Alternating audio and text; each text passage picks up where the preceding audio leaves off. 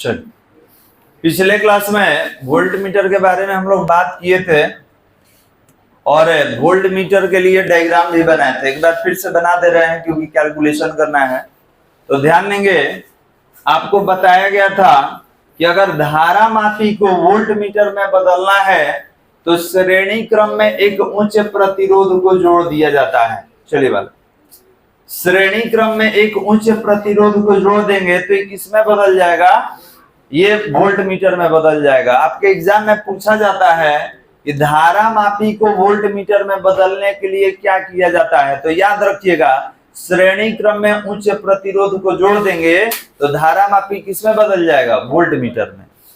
अब यहां पर हम दो टर्मिनल ले लेंगे, यहां पर दो टर्मिनल ले लिया जाए और याद रखेंगे इस टर्मिनल का नाम ए है, इस टर्मिनल का नाम बी है और जब लोड है तो याद रखिएगा इनके सिरों के बीच विभवांतर कितना होगा? बी होगा।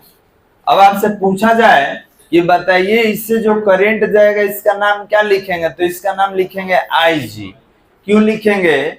क्योंकि धारा मापी से जो करंट गुजरेगा वही आपके R से गुजरेगा। आपको पढ़ाया गया है कि श्रेणी क्रम संयोजन में करंट सेम होता है, वोल्टेज डिफरेंट होता है। श्रेणी क्रम संयोजन में करंट सबके लिए क्या होगा? सेम होगा। क्यों सेम होगा? क्योंकि एक छोर से दूसरे छोर तक जाने का एक ही रास्ता है आपके पास।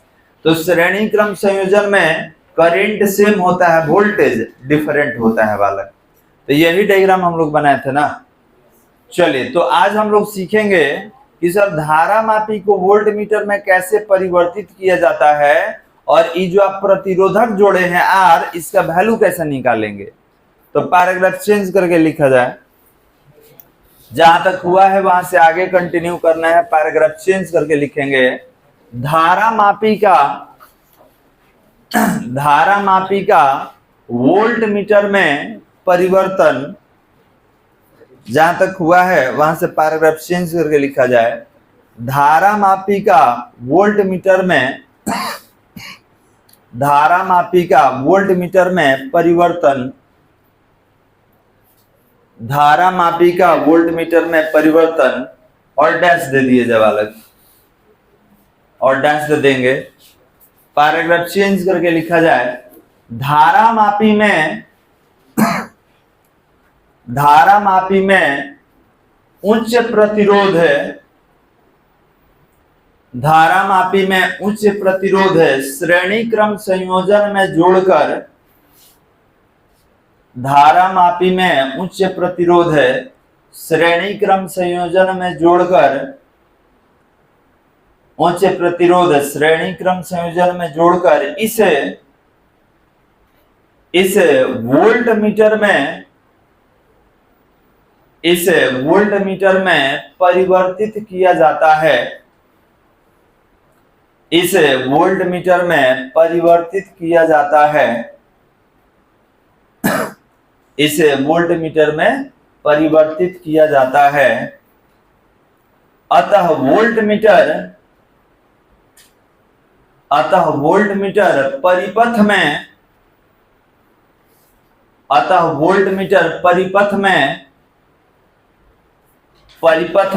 लोड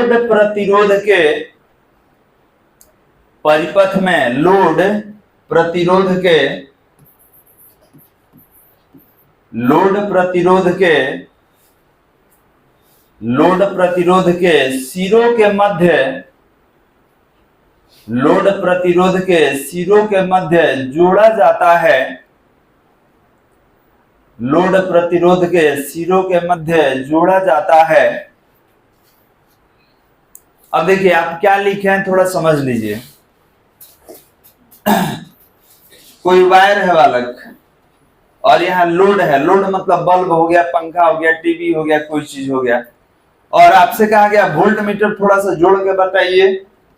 तो ये वोल्ट मीटर हो गया, तो एगो तार इधर एगो इधर, तो ये कहां आप जोड़ दिए? तो लोड प्रतिरोध के सिरों के मध्य जोड़े हैं, एक इधर जोड़े हैं, एक इधर जोड़े हैं। क्यों? इधर से जब वोल्टेज आएगा तो ये कुछ यूज कर लेगा।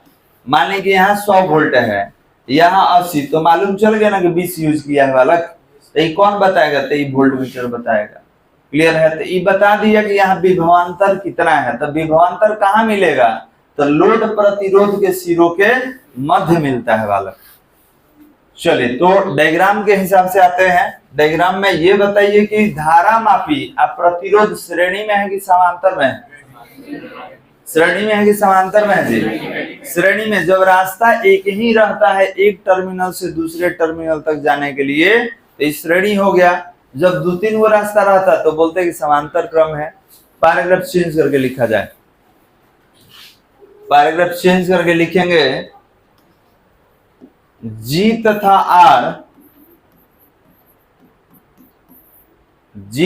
R क्रमशः G तथा R क्रमशः धारा मापी G तथा R क्रमशः धारा मापी एवं उच्च प्रतिरोधक के धारा मापी एवं उच्च प्रतिरोधक के प्रतिरोध का उच्च प्रतिरोधक के प्रतिरोध का मान है उच्च प्रतिरोधक के प्रतिरोध का मान है जिसे परिपथ में श्रेणी क्रम संयोजन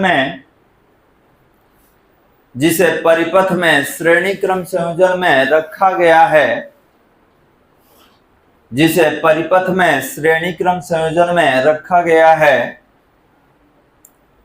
जिसे परिपथ में श्रेणी क्रम संयोजन में रखा गया है क्लियर है बालक? एवं परिपथ से प्रवाहित विद्युत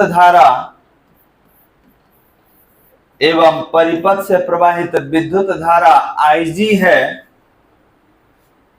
परिपथ से प्रवाहित विद्युत धारा IG है। डायग्राम में दिख रहा है। पैराग्राफ चेंज करके लिखा जाए। अतः A और B बिंदुओं के मध्य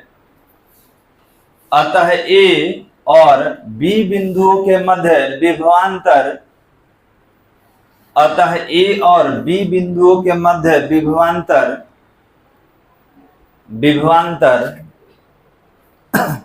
अब देखिए तो बालक कर है E और B के बीच विभवांतर कितना होगा? तो ये बताइए V इक्वल टू क्या होता है? IR। तो V इक्वल टू IR होगा। तो यहाँ पर V इक्वल टू IR। तो पहले ये बताइए कि गैल्वेनोमीटर से कितना करंट जाएगा? IG। इसका प्रतिरोध कितना ले लिया जाए? तो GA ले लिया जाए, कल भी लिए थे हम लोग। तो ये हो गया धारा मापी के लिए I हो गया और प्रतिरोध को हम लोग G से ही लिखे हैं तो G हो गया।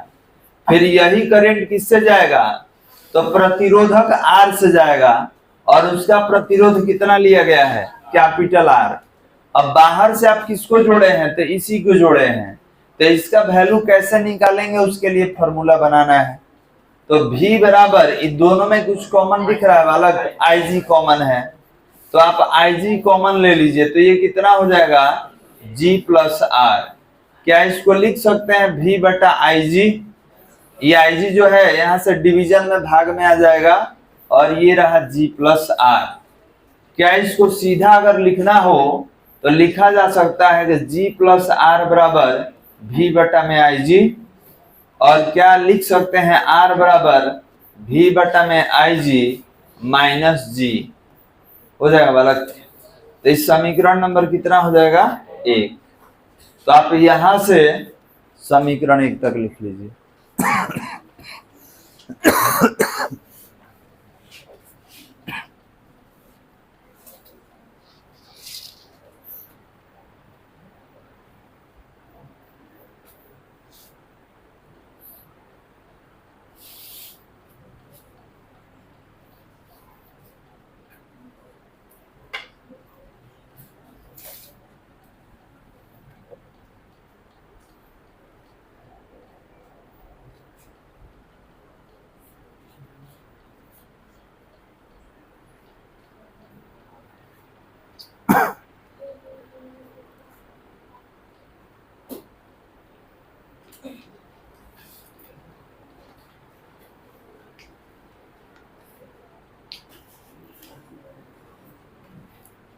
हो गया बालक। तो R बराबर कितना, V बटा में आई जी माइनस कैपिटल जी। लिखा जाए समीकरण एक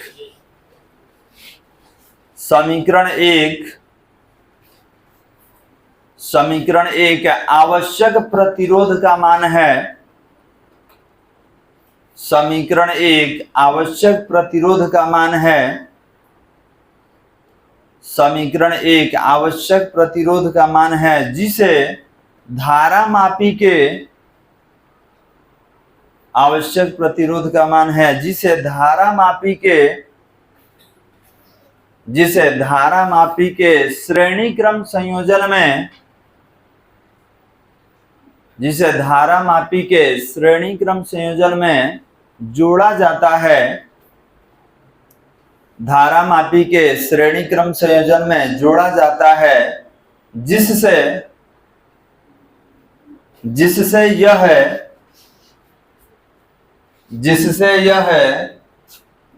0 वोल्ट से, जिससे यह 0 वोल्ट से V वोल्ट, जिससे यह 0 वोल्ट से V वोल्ट के, 0 वोल्ट से V वोल्ट के वोल्ट मीटर में, 0 वोल्ट से V वोल्ट के वोल्ट मीटर में परिवर्तित हो जाता है, 0 वोल्ट से V वोल्ट के वोल्ट मीटर में परिवर्तित हो जाता है,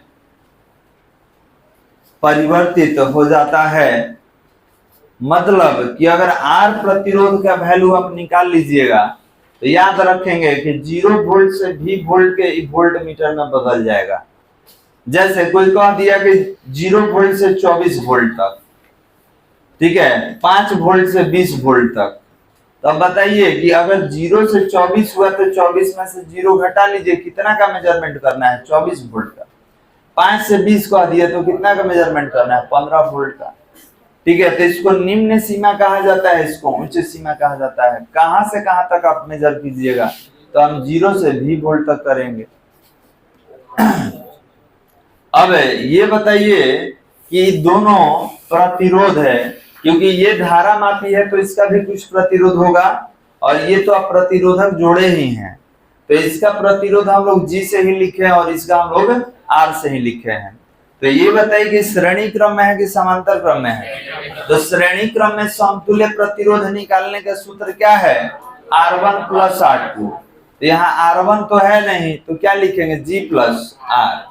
नोट करके लिखा जाए, नोट करके लिखेंगे, वोल्ट मीटर के लिए, नोट करके लिखा जाए, वोल्ट मीटर के लिए समतुल्य प्रतिरोध है, वोल्ट मीटर के लिए समतुल्य प्रतिरोध का मान, वोल्ट मीटर के लिए समतुल्य प्रतिरोध का मान काफी उच्च होता है, वोल्ट मीटर के लिए समतुल्य प्रतिरोध का मान काफी उच्च होता है, वोल्ट मीटर के लिए समतुल्य प्रतिरोध का मान काफी उच्च होता है। अब कैसे होता है तो देखिए,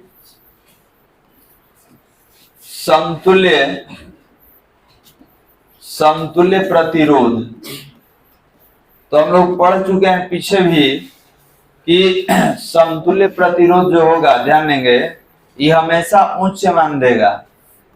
ये कितना हो जाएगा, G प्लस R। आपको क्वेश्चन बनाया गया था पीछे कि जब दो प्रतिरोधक को जोड़ना हो तो बताइए इसका उच्च मान श्रेणी में मिलेगा कि समांतर में मिलेगा। तो श्रेणी में उच्च मिलता है और समांतर में निम्न मिलता है वाला, लिख लिया जाए।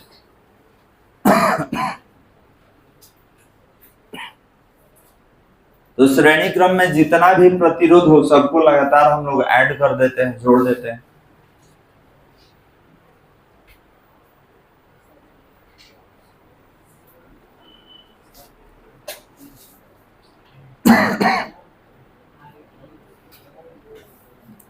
हो गया बालक। चलिए एक और नोट लेंगे इसके बाद। ये नोट नंबर 1 था ना जी। नोट नंबर 2 में लिखा जाए, लिखेंगे वोल्ट मीटर एक उच्च प्रतिरोध वाला, वोल्ट मीटर एक उच्च प्रतिरोध वाला विद्युतीय यंत्र है, एक उच्च प्रतिरोध वाला विद्युतीय यंत्र है।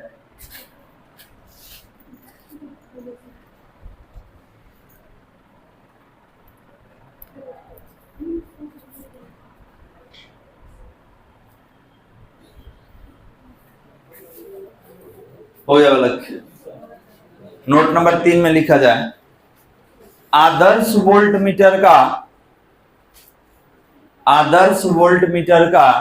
प्रतिरोध है, आदर्श वोल्ट मीटर का प्रतिरोध है अनंत होता है, आदर्श वोल्ट मीटर का प्रतिरोध है अनंत होता है, आदर्श वोल्ट मीटर का प्रतिरोध है अनंत होता है। तो आदर्श वोल्ट मीटर को अंडरलाइन कीजिए, आदर्श वोल्ट मीटर को अंडरलाइन करेंगे और प्रतिरोध अनंत को अंडरलाइन कर लीजिए। आदर्श वोल्ट मीटर को अंडरलाइन करेंगे और प्रतिरोध अनंत जो है इसको अंडरलाइन कर लेंगे। कल भी करवाए थे। यह आदर्श एमीटर के लिए प्रतिरोध क्या होता है? 0 होता है। हो गया बालक। चलिए 3 नोट हुआ ना जी। नोट नंबर 4 में लिखा जाए, नोट नंबर 4 में लिखेंगे किसी वोल्ट मीटर को हमेशा, किसी वोल्ट मीटर को हमेशा परिपथ में, किसी वोल्ट मीटर को हमेशा परिपथ में समांतर क्रम संयोजन में, हमेशा परिपथ में समांतर क्रम संयोजन में जोड़ा जाता है, हमेशा परिपथ में समांतर क्रम संयोजन में जोड़ा जाता है, समांतर क्रम संयोजन में जोड़ा जाता है। तो ये आपका वोल्ट मीटर कंप्लीटेड वाला। अब एक क्वेश्चन बना कर देखा जाएगा सर इसका यूज कैसे करेंगे। एक क्वेश्चन बना के चेक किया जाए तो एक चीज ध्यान देंगे बालक, कह देगा कि 0 वोल्ट से 24 वोल्ट तक वोल्टेज नापना है, 0 से 100 वोल्ट तक, 0 से 150 वोल्ट तक। तो जो आप प्रतिरोध जोड़ रहे हैं इसका वैल्यू सबके लिए अलग अलग होगा, सबके लिए एक जैसा नहीं होगा, सबके लिए अलग अलग होगा। तो सवाल ये है कि सर हम कैसे समझेंगे कितना प्रतिरोध का प्रतिरोधक जोड़ा जाए? तो निकाल लीजिए, फॉर्मूला है कितना, तो V/Ig माइनस G निकाल लेंगे ना बालक। चलिए क्वेश्चन लिखा जाए,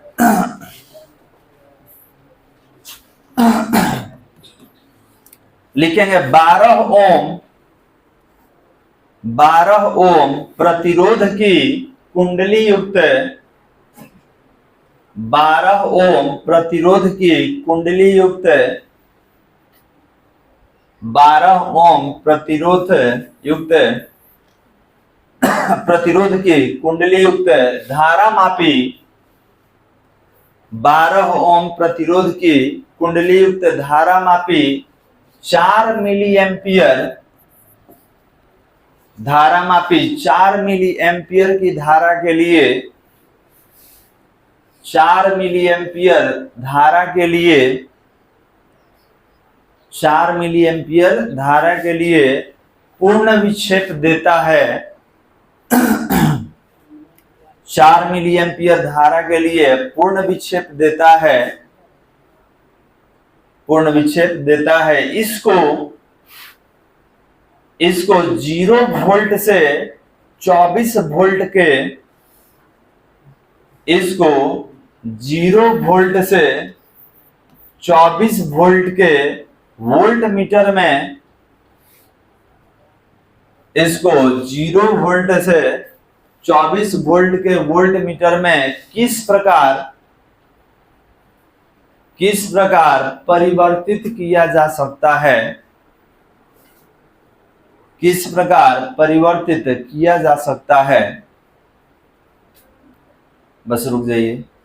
देखिए ये जो है धारा मापी है और ये करंट का मेजरमेंट करता है, वोल्टेज नहीं नापता है। करंट अधिक से अधिक कितना नापेगा, 4 मिली एम्पियर, क्योंकि कह रहा है पूर्ण विक्षेप देता है। पूर्ण मतलब पूरा का पूरा कितना नाप के बता रहा है, 4 मिली एम्पियर। अब कह रहा है कि हमको वोल्टेज नापना है, वो भी कितना, 0 से 24। तो इसको कैसे आप परिवर्तित कीजिएगा, तो आप प्रतिरोधक जोड़ के परिवर्तित करेंगे, तो प्रतिरोधक का प्रतिरोध कितना होगा ये आपको निकाल के बताना है। तो ये बताइए कि इस गिवन डाटा में, ध्यान देंगे बात नहीं, ये 12 ओम क्या है बालक, तो कहिएगा धारा मापी का प्रतिरोध हो गया। अभी कितना अधिक से अधिक करंट का मापन करता है, तो 4 मिली एम्पियर। हमसे कह दिया कि वोल्टेज नापिए 0 से 24, तो 0 से 24 का मतलब कितना वोल्ट, 24 वोल्ट। अब इसके लिए हमको क्या करना पड़ेगा, एक प्रतिरोध जोड़ना पड़ेगा। अब उसका वैल्यू कितना होगा इससे हम लोग निकालेंगे। ये गिवन डाटा में हो गया। अब यहाँ आते हैं सूत्र से। तो ध्यान देंगे बालक कि धारा मापी को वोल्ट मीटर में बदलने के लिए उच्च प्रतिरोध जोड़ा जाता है। अब निकालने का एक सूत्र है, पहले आप गिवन डाटा में लिख लीजिए। एक चीज और, ये जो मिली दिख रहा है यहाँ पे, इसको चेंज कर लीजिएगा, 4 गुने 10 के पावर -3 एम्पियर। अब यहां से लैंग्वेज लिखेंगे और बनाना शुरू करेंगे। पहले इस गिवन डाटा आप लिख लीजिए।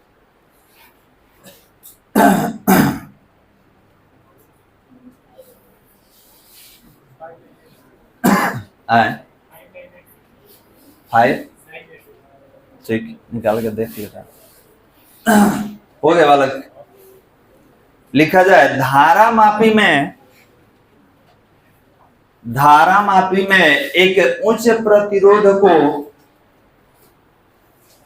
धारा मापी में एक उच्च प्रतिरोध को श्रेणी क्रम संयोजन में, एक उच्च प्रतिरोध को श्रेणी क्रम संयोजन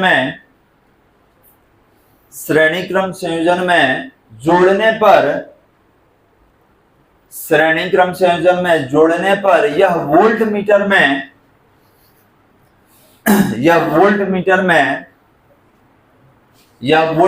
में परिवर्तित हो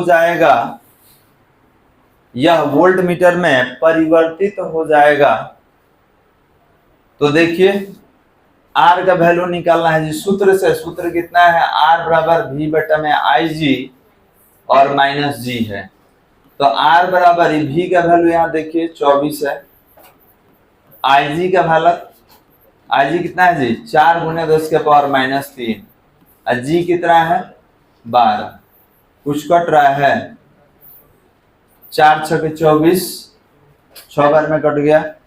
R बराबर 6, 10 के पावर -3 है, इसको ऊपर भेज दीजिए तो जाके 1000 हो जाएगा। तो जब इससे गुना होगा तो 6000 हो गया, और -12, तो 6000 में से 12 घटा के बताइए, तो 5988 हो, यही ना होगा वाला, वो तो गया। तो इतना पावर का प्रतिरोध अगर जोड़ दीजिएगा श्रेणी क्रम में, तो ये अधिक से अधिक कितना वोल्ट तक माप सकता है, 24 वोल्ट तक। अब कोई कहेगा हमको 50 वोल्ट तक नापना है, तो नहीं बन जाएगा बालक। जितना वोल्ट तक आपको नापना है रखिएगा और वहां पे निकालिएगा।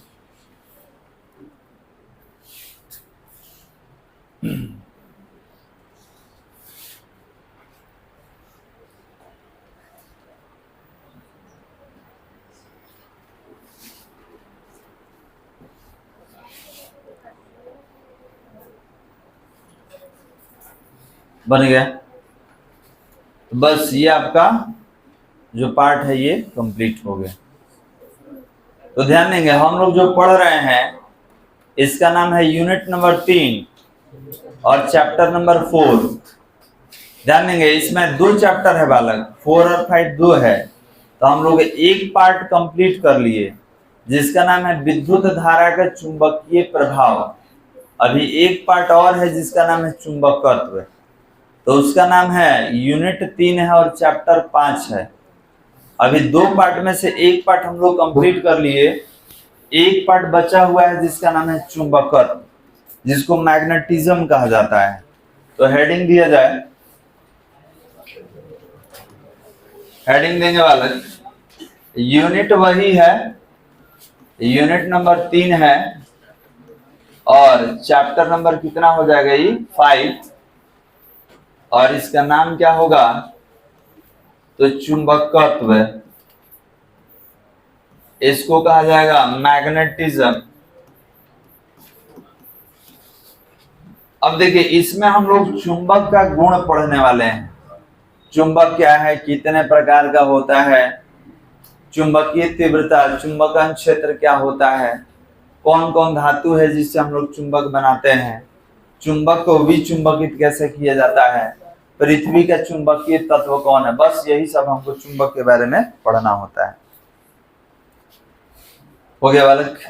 चलिए तो हमको ये बताइए, यहाँ जो लिखा हुआ है मैग्नेटिज्म, तो मैग्नेटिज्म पढ़ के ही समझ में आ रहा है कि इस अध्याय में, इस चैप्टर में चुंबक के बारे में और चुंबक के चुंबकीय गुण के बारे में हम लोग को अध्ययन करना है। तो भौतिक विज्ञान की वह शाखा जिसके अंतर्गत चुंबक या चुंबक के गुणों का अध्ययन किया जाता है उसे हम क्या कहते हैं, चुंबक। क्लियर है बालक? अब यदि आपसे पूछा जाए कि ये मैग्नेट नाम कहां से आ गया, ठीक है, आप चुंबक को मैग्नेट ही ना कहते हैं जी, मैग्नेट नाम कहां से आ गया, तो इससे संबंधित बहुत सारी कहानियां हमारे इतिहास के पन्नों में दर्ज है। आप पढ़िएगा तो बहुत सारा कहानी, अलग अलग कहानी है। उसी में से एक कहानी ये भी है चुंबक के बारे में कि एक मैग्नीशिया जगह था, जगह का नाम है मैग्नीशिया, और वहां पर भेड़ चराने वाले रहते थे, और भेड़ चराने के लिए पहाड़ पे जाता था लोग, ठीक है। तो पहाड़ पे जब जाता था तो आप जानते हैं कि भेड़ चराने वाला हो या गाय चराने वाला हो या भैंस चराने वाला हो, ठीक है, वो अपने साथ डंडा रखता है जी, और डंडा के नीचे मतलब लोहे का कोई चीज लगा देता है कि उसका डंडा घिसे नहीं। गांव में जाइएगा तो चप्पलों में लोहा लगा देता है लोग, जल्दी चप्पल ना घिस जाए, ठीक है। तो ये पहले बहुत ज्यादा यूज होता था, अभी भी है कि डंडा वगैरह में नीचे कैप जैसा लगा दिया जाता है। तो लोगों को जब भेड़ चराने जाता था तो अपना डंडा लेके जाता था, और अचानक एक दिन उस गड़ेरिये का जो डंडा है वो पत्थर में चिपक गया। अब सब पत्थर में नहीं, लेकिन किसी खास पत्थर में चिपक गया। तो जैसे ही उसका डंडा चिपक गया तो उसको लगा कि कोई भूत ये पत्थर में है, वो डंडा मेरा पकड़ लिया है। और वो डंडा छोड़ उड़ के भागा एकदम नीचे, जाके बताया कि देखिए पत्थर में भूत आ गया है, मेरा डंडे पकड़ लिया। अब सब यहाँ से लोहा लकड़ भाला बर्छा सब टांग के ले गए, कौन है भाई देखा जाए। गया सब, तो गया लोहा उहा वाला, तो देखा कि वो सबका लोहा खींच लिया, जितना लोहा का हथियार लेके गया था सब उसी में सट गया।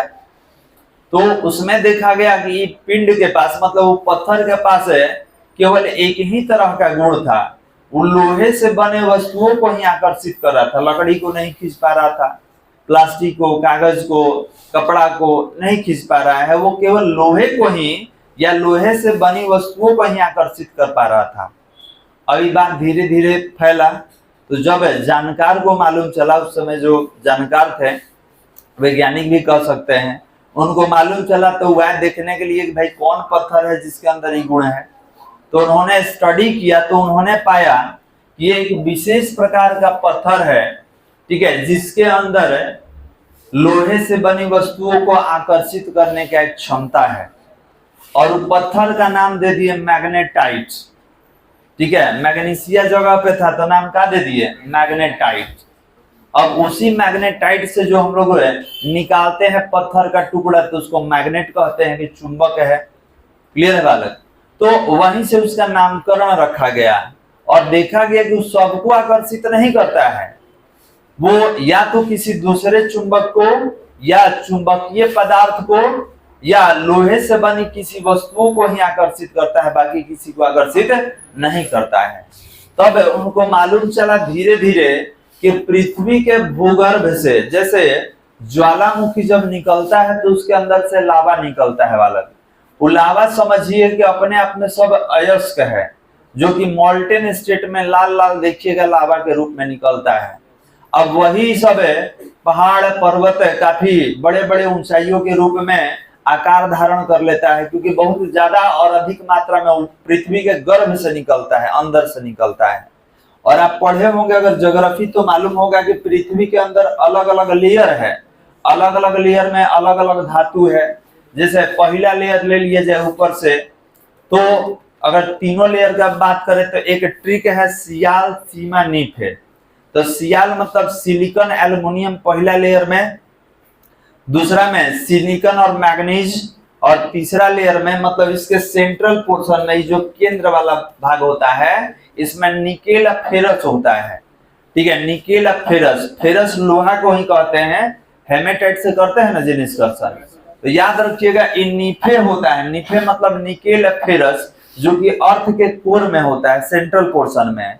और जब ज्वालामुखी फूटता है तो यही सब अंदर से धातु निकल निकल के बाहर फैल जाता है और पहाड़ पर्वत के रूप में ये रूप धारण कर लेता है। और ये जब ठंडा हो जाएगा, सूख जाएगा, तो ये अपना गुण जो अंदर से लेके आया है वो दिखाना चालू करता है।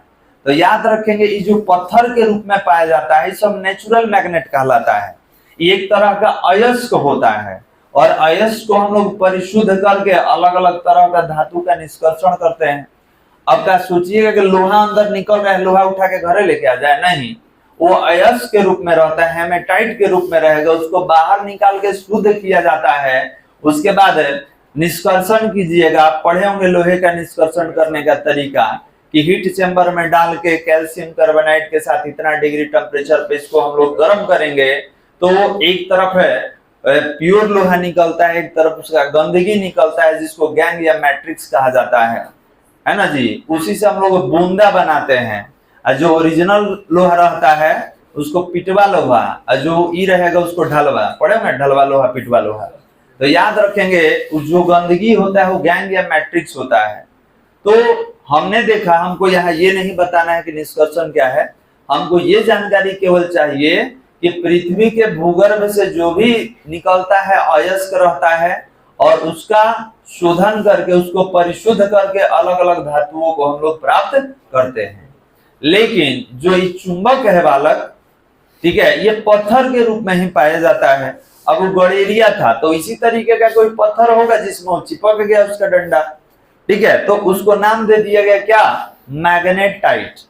और उसी मैग्नेटाइट से हम लोग जो काट के पत्थर बनाते हैं, ठीक है, चुंबक बनाते हैं, उसका नाम मैग्नेट देते हैं।